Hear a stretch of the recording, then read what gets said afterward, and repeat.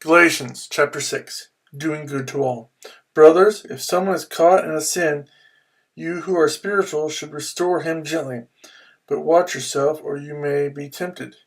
Carry each other's burdens, and in this way you will fulfill the law of Christ. If anyone thinks he is something, when he is nothing, he deceives himself. Each one should test his own actions, then he can take pride in himself without comparing himself to somebody else, for each one should carry his own load.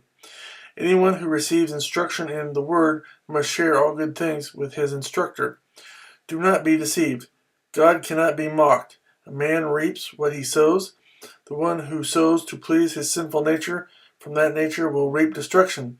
The one who sows to please the Spirit, from the Spirit will reap eternal life. Let us not become weary in doing good, for at the proper time we will reap a harvest if we do not give up. Therefore, as we have opportunity, let us do good to all people, especially to those who belong to the family of believers. Not circumcision, but a new creation. See what letters I use as I write to you in my own hand. Those who want to make a good impression outwardly are trying to compel you to be circumcised. The only reason they do this is to avoid being persecuted for the cross of Christ. Not even those who are circumcised obey the law, yet they want you to be circumcised that they may boast about your flesh. May I never boast except in the cross of our Lord Jesus Christ, through which the world has been crucified to me, and I to the world.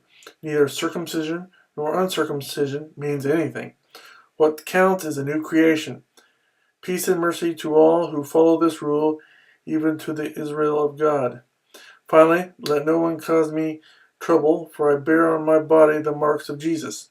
The grace of our Lord Jesus Christ be with your spirit, brothers. Amen.